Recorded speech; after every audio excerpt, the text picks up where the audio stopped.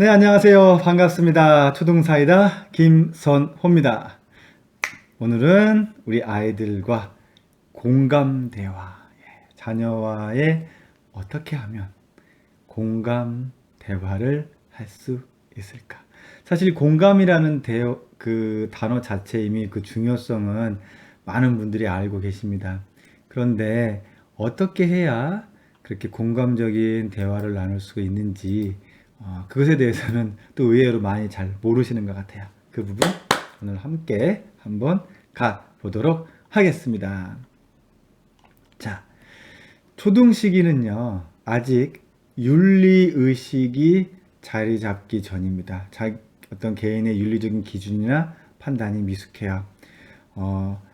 즉, 도덕적인 기준을 이제 배워나가기 시작하는 겁니다. 그래서 대부분의 상황 판단을 자신의 그냥 감정에 맡깁니다. 뭔가 내 감정에 맞으면 옳거나 좋은 일이고, 감정에 거슬리면 이제 옳지 못한 일, 나쁜 일로 이렇게 해석을 하는 거죠. 즉, 자기 자신을 자신의 감정과 동일시하는 시기입니다.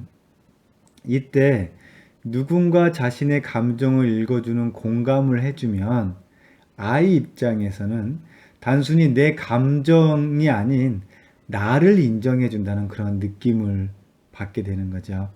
더 확대 해석해서 말씀드리면 자신의 감정을 공감해주는 사람을 신뢰하게 됩니다.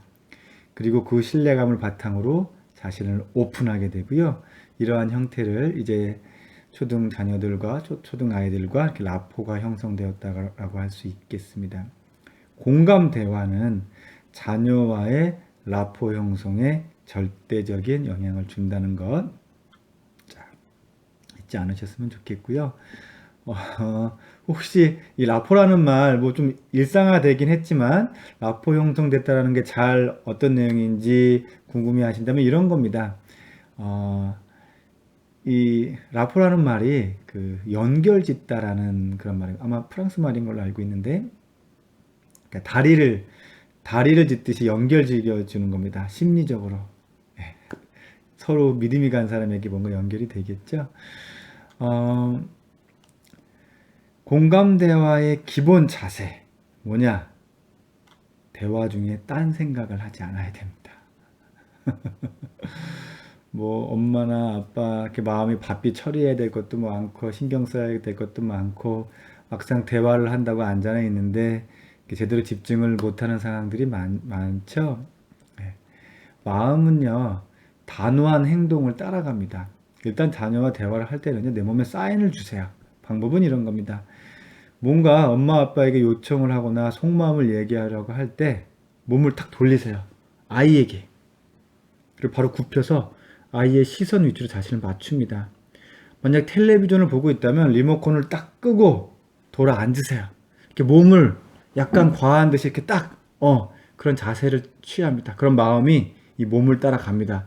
그리고 딴 생각을 멈추게 하고 그 아이에게 집중을 하게 할 수 있는 겁니다. 내가 음식을 만들고 있었다면 과감하게 가스불을 끄고 돌아서서 아이의 말에 귀를 기울이는 그런 제스처를 취하는 거죠. 내가 지금 하던 모든 것을 멈추는 약간의 단호한 모습을 취하는 것만으로도 그런 생각이 아이에게 딱 집중이 됩니다. 아이는 그 모습을 보는 것만으로도 절반은 자신의 감정이 인정되었다고 느낍니다. 자, 그렇게 하고 나면 이제 아이가 무언가 말을 꺼낼 거예요. 이때 아이 말의 내용을 집중해 하시면서 내용에만 집중하시지 말고 아이의 표정을 살펴보셔야 됩니다. 아이의 조그만 동작들이라도 허투루 여기지 말고 그 움직임에 반응을 해주시면 돼요. 이 뭐냐면 아이가 말하면서 얼굴이 막 하고 얼굴이 막 빨갛게 상기가 됩니다. 그럼 그것부터 먼저 말해주시는 거예요. 아이고 우리 민지 얼굴이 그냥 빨개졌네. 그 일로 그렇게 막 얼굴이 빨개질 정도로 화가 났구나 라고 말해주면서 두 손으로 빨개진 얼굴 한번 이렇게 감싸듯이 어루만져 주는 거죠. 아이고 우리 민철이 눈가가 그냥 파르르 눈물을 떨릴 것 같네. 정말 속상했구나. 라고 말해주면서 얼굴을 가슴으로 살짝 끌어안듯이 이렇게 감싸주는 겁니다. 자녀의 표정에 대해 언어로 확인을 해주면서 동시에 몸과 행동으로 반응을 해주시는 거예요. 여기서 키포인트는 말뿐 아니라 뭔가 스킨십을 동시에 해주시는 것이 좋습니다.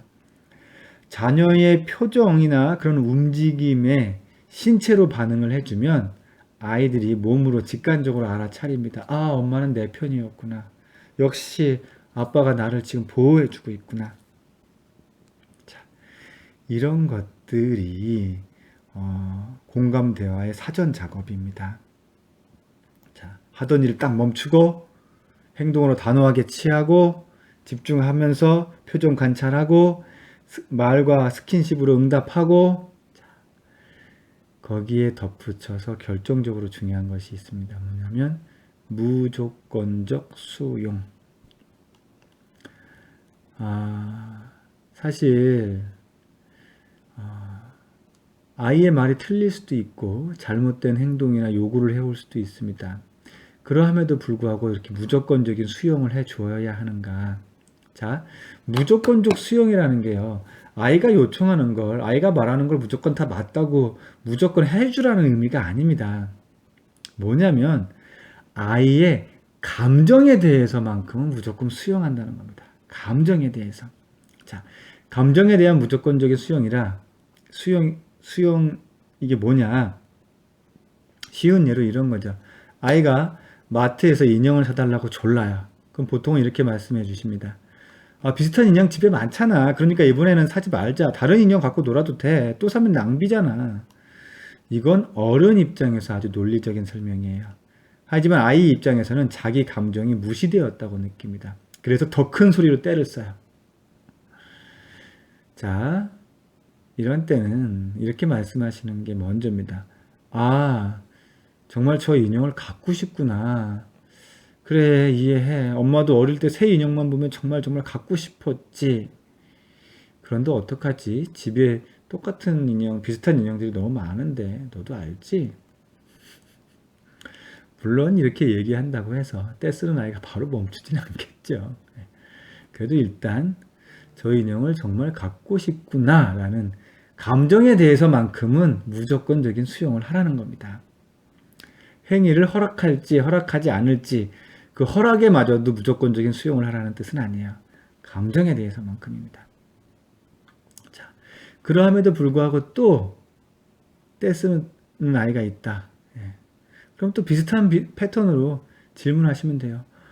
정말 너무 갖고 싶구나. 저 인형을 막 끌어안고 잠을 자면 정말 좋겠다. 그치? 얼마나 포근할까? 응? 너도 그래서 갖고 싶은 거지? 그럼 아이가 이제 고개를 막 끄덕일 겁니다. 그러면 다시 또 눈을 마주하면서 이야기를 하는 거죠. 엄마도 저 인형을 너무 끌어안고 싶어. 그런데 어떡하지? 오늘은 사줄 수가 없어. 원한다고 그때마다 모든 걸 다 갖게 해줄 수는 없거든.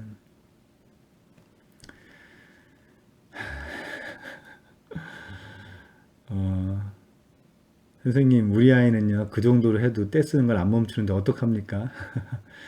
이 정도로 감정을 공유하고 감정에 대해서 충분히 받아들인다고까지 표현을 했는데 그래도 떼를 쓰고 오히려 막 화를 내고 더 막 이렇게 뭐랄까 억지를 쓰는 아이가 있다면 아이메시지를 덧붙여 주십시오. 이게 뭐냐면 아이메시지가 뭐냐면 표현의 대상이 상대방이 아닌 나한테 귀결되는 문장을 말하는 건데요. 그러니까 이런 겁니다. 영철아, 너가 이렇게 떼쓰면 어떡해? 너 떼쓰는 건 나쁜 거야. 이건 영철이라는 상대방에게 귀결되는 문장입니다. 유 메시지라고 해요. 하지만 I 메시지는 이렇게 끝납니다. 영철아, 너가 이렇게 계속 떼를 쓰니까 엄마가 서운하네. 마지막 문장이 나에게로 귀결되었습니다. 이건 너 때문이고 너 이러면 나쁜 거야 하면 너에게로 귀결되지만 너가 이렇게 계속 떼를 쓰니까 엄마가 서운하구나. 엄마의 서운한 감정으로 귀결됩니다. 이게 바로 I 메시지입니다. 이건 영철이가 아닌 엄마, 즉 말하는 사람에게 귀결되는 문장이 되고 이렇게 되면 상대방이 적어도 공격당했다는 느낌이 현저하게 줄어들어요. 자, 한번 뭐 인형으로 떼쓰는 거였으니까 한번 인형으로 얘기해 보겠습니다. 야, 이렇게 오랜 시간 사달라고 조르는 걸 보니까 정말 너무너무 갖고 싶은가 보네. 하지만 이미 집에 많이 있어서 사줄 수가 없어. 이렇게 엄마가 몇 번씩 설명해 주는데도 계속 거기 서서 이렇게 떼를 쓰니까 야, 이거 엄마 입장에서는 참 많이 서운한 느낌이 드는데 그냥 포기하고 싶으시다고요? 그냥 한 대 때리고 말겠다고요?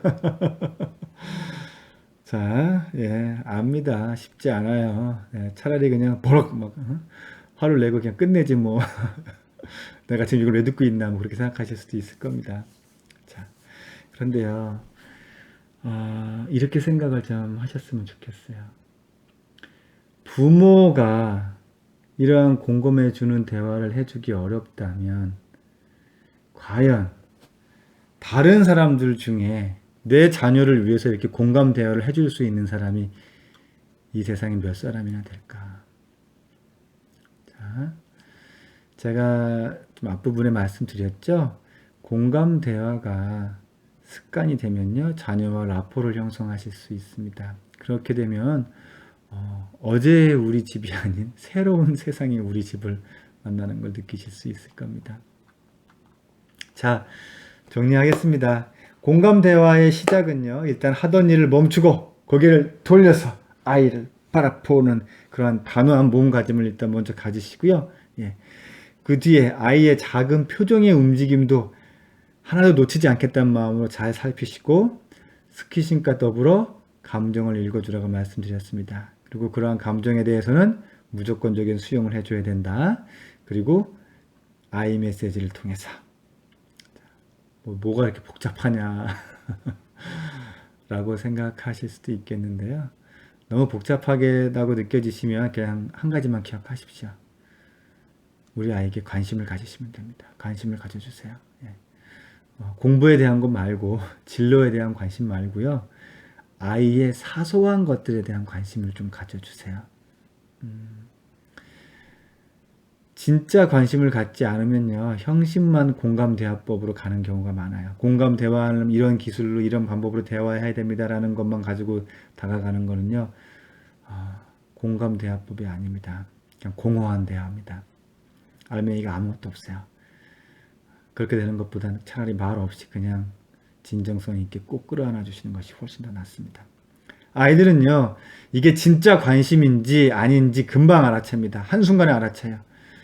공감대화법의 진검승부는 진짜 관심에 달려 있습니다. 이거 잊으시면 안 됩니다.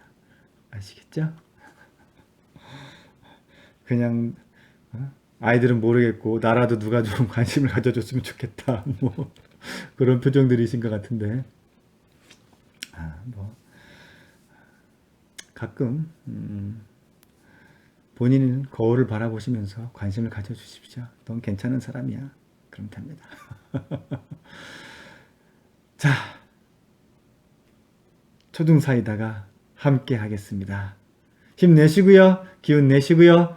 오늘 하루 멋지게 보내시기 바랍니다. 초등사이다 김선호였습니다. 감사합니다.